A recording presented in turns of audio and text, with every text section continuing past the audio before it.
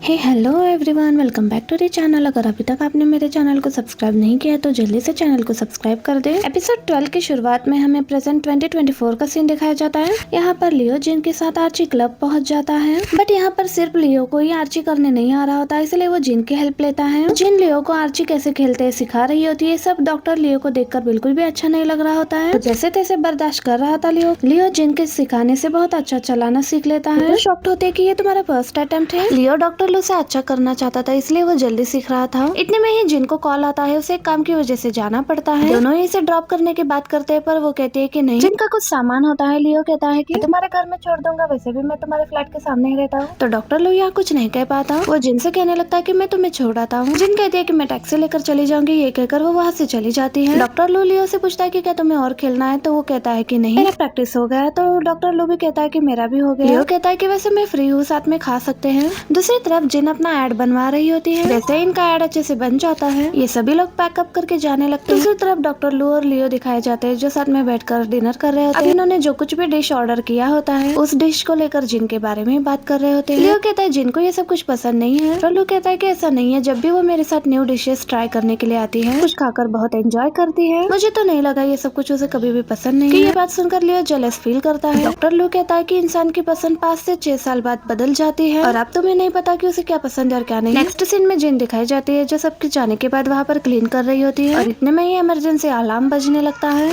अब ये देखकर वो फौरन से यहाँ से भागने की करती है, लेकिन लैपटॉप और बैग यहीं पर रह गया था, इसलिए फौरन से भाग करके अपना लैपटॉप और बैग ले लेती है। जैसे ही सीढ़ियों से नीचे उतरने लगती है, तो उसका शूज पाँव से निकल कर नीचे गिर जाता है, और ये उसे पकड़ नहीं पा रही होती है। उसे जाने की भी जल्दी होती है, कहीं उसे कुछ हो न जाए। अपना दूसरा शूज हाथ में पकड़ कर वहाँ से जल्दी से निकल कर बाहर आ जाती है। आते ही उसे पता चलता है कि वो तो बस चेक करने के लिए अलार्म बजाया था, बिल्डिंग में कुछ भी नहीं हुआ, इस चीज का नोट भी लगाया होता है। तो ये देखकर जिन कहती है कि मैं आज ही आई हूँ, इसलिए इसे नोटिस नहीं कर पाई, लेकिन अब उसका शूज अंदर रह गया था और उसे अंदर जाने की परमिशन भी नहीं मिलती। लेकिन की ये चेकिंग कंप्लीट ना हो जाए, वो अंदर नहीं जा सकती, इसलिए ये चुप करके बाहर बैठ जाती है। जब ये यहाँ बैठकर वेट कर रही होती है, इतने में लियो भी यहाँ पर आ जाता है। जिन लियो को यहाँ पर देखकर पूछने लगती है कि तुम यहाँ पर क्या कर रहे हो। तो वो कहता है कि आपको आने में लेट होगा, इसलिए मैंने सोचा कि घर जाने के लिए कुछ कैब वगैरह नहीं मिला, इसलिए मैंने सोचा कि आपको लेने आ गया हूँ। बट आपका दूसरा शूज कहाँ पर? वो कहती है कि इमरजेंसी अलार्म बजा, मुझे लगा कि मुझे भागकर बाहर आना चाहिए, और इसी चक्कर में मेरा शूज अंदर नीचे गिर गया। बाहर आके पता चला वो अलार्म टेस्ट के लिए है, और मुझे अंदर भी नहीं जाने दिया जा रहा। अब चेकिंग होने तक यहाँ पर वेट कर रही हूँ। लियो यहाँ पर नीचे बैठ जाता है और कहता है कि मैं आपको अपने बैग पर बिठा कर लेकर जाता हूँ। कहते हैं मैं अपना शूज ऐसे यहाँ पर नहीं छोड़ सकती, मैंने अभी अभी तो नया खरीदा, शूज तो मेरा बिल्कुल बेकार हो जाएगा, इसलिए मैं ऐसे नहीं जा सकती।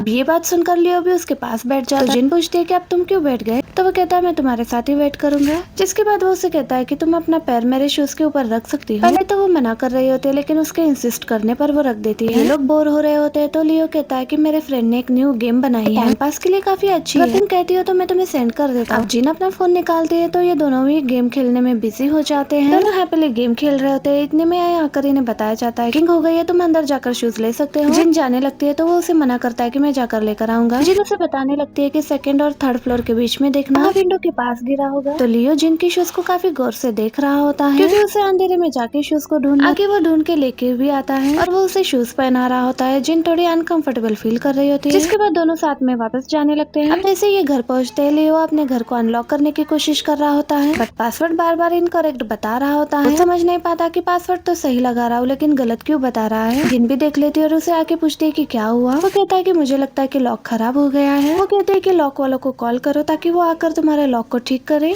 फिर वो उनको कॉल लगाता है, तो वो लोग कहते हैं कि रात आकर हम ठीक नहीं कर सकते, हमें सुबह ही आना होगा। अब ये बात वो जिन को बताता है। ये दोनों भी चुप हो जाते हैं। लियो जिन से पूछता है कि आज रात मैं तुम्हारे घर पर रुक सकता हूँ। जिन पहले तो चुप हो जाते हैं, फिर उसे आने की परमिशन दे देती है। जिन पासवर्ड डाल के डोर ओपन करने वाली होती है, लियो कहता है कि मैं ओपन कर देता हूँ। जिन के हाथ में बहुत सारी चीजें होती है। लियो उसे उसका पासवर्ड पूछता है। पहले तो ये उसे देखे जा रही होती है, जब वो उसे पासवर्ड बताती है, तो ये वही पासवर्ड होता है पर जिन ने लियो के साथ रखा था। उसी दिन की डेट होती है। उसी सीन को याद करता है, फिर चुप करके पासवर्ड लगा देता है। सच में वो पासवर्ड लग भी जाता है। नेक्स्ट सीन में वो शावर लेकर आता है, उसके पास कपड़े नहीं होते हैं, इसलिए जिनके कपड़े पहनकर जब बाहर जो शर्ट उसने दिया वो सही होता है, लेकिन जो पैंट उसने दिया होता है वो छोटा होता है, को फिट नहीं हो रहा होता है। तो जिन को उसे देखकर हंसी आ रही होती है, कहने लगते है कि मेरे पास मेरे घर में सिर्फ यही एक बड़ा पैंट है। लियो कहता है कि जब तुमने पैंट कहा तो मुझे लगा कि लड़कों का होगा। तो जिन उसे मारकर कहने लगते है कि मेरे घर पर लड़कों का पैंट क्या करेगा, मेरे साथ तो मेरे डैड भी नहीं रहे। इस बात से खुश हो जाता है कि इसके घर पर किसी भी लड़के तरीके की चीज नहीं है। जिसके बाद वो अपने रूम में जाता है जहाँ पर वो पहले हमेशा से रहता था। सभी चीजों को देखने लगता है। उसे वो भी चीज मिल जाती है जो जिन ने और इसने साथ में मिलके बनाई थी। आगे जिन उसके लिए पिलो देख रही होती है। उसे माइग्रेन का इश्यू है तो उसके लिए कौन सा पिलो सही रहेगा। इतने में उसे याद आता है कि उस रूम में संभाल के रखी हुई लियो की बहुत सारी चीजें वो भाग कर आती है और देखती है कि पहले से वो उन चीजों को देख रहा था जो उसने काफी ज्यादा संभाल के रखे होते हैं। लियो के जाने के बाद तो वो लियो से कहने लगती है कि इस तरह से दूसरों के घर की चीजें ऐसे नहीं देखना चाहिए। तो लियो कहने लगता है कि मुझे लगता है कि ये सारी चीजें मुझसे ही बिलोंग करती हैं, तो मेरा इन्हें देखना गलत तो नहीं है। सुनकर ये चुप हो जाती है। जाने लगती है तो लियो उसके क्लोज आने लगता है। ये उसे किस करता है इससे पहले ही वो उसे पैर से किक मारती है। उसे कहने लगती है कि ये सारी चीजें ऐसे ही मैंने रख ली थी, चाहो तो इन्हें अपने पास रख सकते हो, मुझे इन चीजों की जरूरत नहीं है और ना ही मैं इन्हें रखना चाहती। और जहाँ तक घर के लॉक की बात है वो तो बस मैंने ऐसे ही चेंज नहीं किया, मुझे कभी जरूरत नहीं पड़ी लॉक को चेंज करने की, बट अब चेंज कर दूंगी। ये कहकर वो यहाँ से चली जाती है। जाते इसके फेस पर स्माइल आ चुकी थी क्योंकि जिन उसे अभी तक भूली नहीं थी, बल्कि इसकी चीजों को भी उसने संभाल के रखा हुआ है। और यहाँ जिन को अपने रूम में आने के बाद उसकी नींद भी उड़ चुकी थी। उसे समझ में नहीं आ रहा था कि अब वो क्या। और लियो अपने कमरे में उसी डायरी को पढ़ रहा होता है और उसी डायरी में उसे जिन की एक पिक मिल जाती है। और इसी सीन के साथ हम 2016 में पहुंच जाते हैं। लियो के हाथ में जिन के कुछ डॉक्यूमेंट्स लगते हैं, इनमें से जिन के कुछ पिक्स भी होती है। चुपके से एक पिक को निकाल लेता है, दूसरी वाली पिक को बिल्कुल वैसे ही रख देता है जैसे पहले वाली पिक अंदर रखी हुई थी। इसके बाद अपने रूम में आकर अपने ज्योमेट्री बॉक्स में उसी वाली पिक को रख भी देता है। अब जिन लियो के लिए फ्रूट्स वगैरह लेकर आती है। जैसे उसे ऐसे पेन को मूव करते हुए देखती है तो कहती है मुझे भी ऐसे करना है और उसकी ज्योमेट्री बॉक्स लेकर उसमें से पेन निकालती है। लेकिन वो वाला पेन उसे ठीक नहीं लगता तो और भी पेन्स निकालने लगती है। घबरा जाता है कि कहीं जिन अपनी पिक इसके अंदर ना, इसलिए फौरन से अपनी ज्योमेट्री उससे ले लेता है। वो कहती है कि मुझे भी अब नहीं जाते जाते उसे कहती है कि अभी कुछ ही देर में न्यू ईयर का टाइम होने वाला है तो जल्दी से बाहर आ जाना। जिसके बाद ये अपना स्टडी करने लगता है। जैसे ही 12 बजने वाले होते हैं तो ये बाहर आ जाता है। उनको सोया हुआ देखता है तो वो उसे नहीं उठाता। 12 के बाद जैसे ये उठती है तो उठते ही वो लियो को हैप्पी न्यू ईयर कहती है। तो उसे देखे जा रहा होता है। तो उठकर कहने लगते है कि तुम तो काउंटडाउन के लिए बाहर आए थे ना, तो तुमने मुझे उठाया क्यों? कहने लगते है कि नेक्स्ट टाइम ऐसा कुछ भी हो तो तुम मुझे उठाना। बाहर फायरवर्क स्टार्ट हो जाता है तो ये दोनों देखने के लिए बाहर गैलरी में आ जाते हैं। दूसरी तरफ उसी ग्रैनी को दिखाया जाता है। चुनचान आकर उन्हें न्यू ईयर विश करती है और पैसे देती है और वही सारे फ्लावर्स उनसे ले लेती है।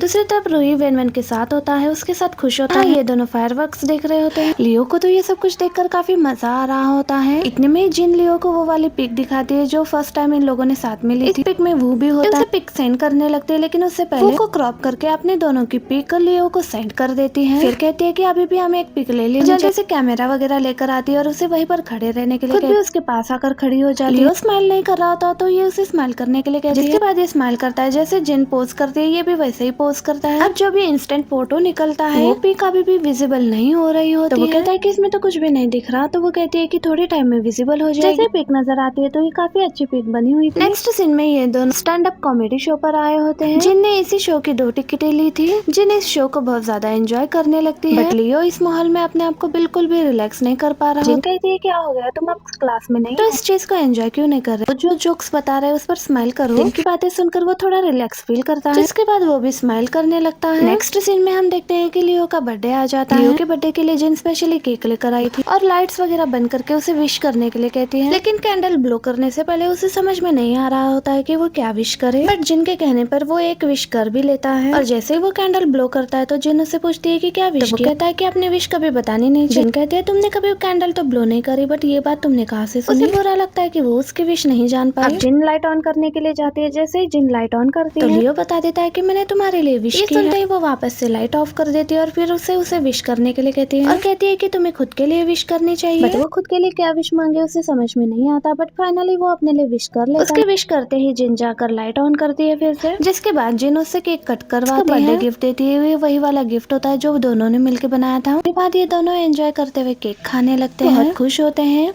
एंड इसी मोमेंट पर हमारा ये पार्ट भी यहीं पर एंड हो जाता है। वीडियो अच्छी लगी हो तो प्लीज वीडियो को लाइक और चैनल को सब्सक्राइब जरूर कीजिएगा। मैं मिलती हूँ आपसे इसके नेक्स्ट पार्ट में। Thank you for watching. Bye bye.